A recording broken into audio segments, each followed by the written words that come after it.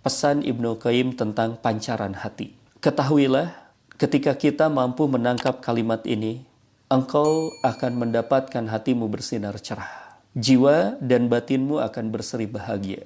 Masya Allah. Tentu kita menginginkan tentang hal ini ya. Lalu kemudian beliau melanjutkan nasihatnya. Untuk itulah, agar hatimu menjadi bahagia, lakukan hal ini.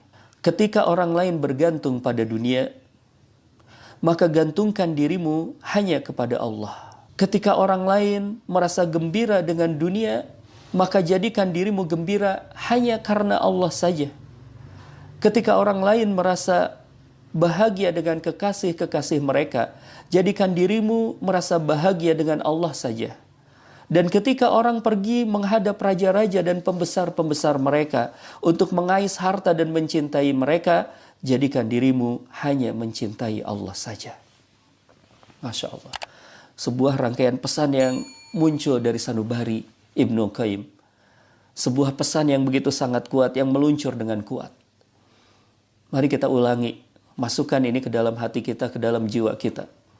Yang kata beliau, ketika orang lain bergantung pada dunia, gantungkan dirimu utuh hanya kepada Allah saja. Satu poin dulu. Teman-teman yang dirahmati oleh Allah Subhanahu wa Ta'ala, kalau kita bicara tentang dunia, Allah itu memberikan kadar dunia itu kepada manusia itu berbeda-beda. Allah sengaja menciptakan ada orang-orang yang miskin, orang-orang yang kaya.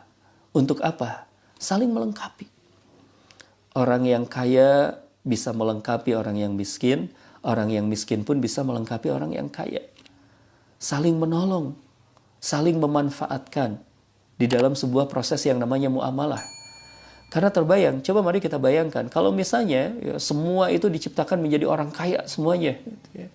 Kita semuanya diciptakan menjadi orang kaya. Saya repot sekali. Tidak akan ada yang mau jadi tukang cukur misalnya, mohon maaf, tukang cukurnya sudah jadi miliarder, tutup semua.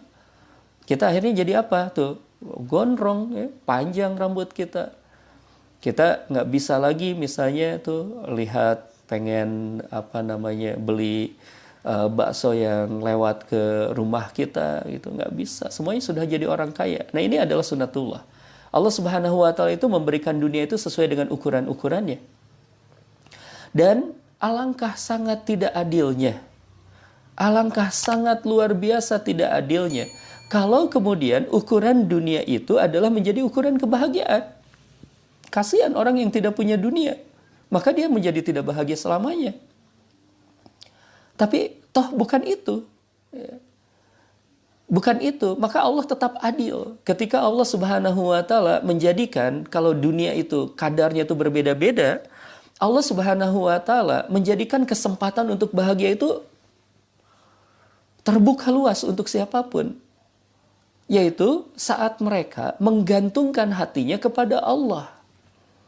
Dunia tadi berbeda, tapi Allah senantiasa ada. Buat orang kaya ada, buat orang miskin ada. Buat orang yang ada di perkotaan ada, buat orang yang ada di puncak-puncak gunung ada, di pinggir-pinggir laut ada. Allah senantiasa ada. Maka siapapun tidak tergantung dia.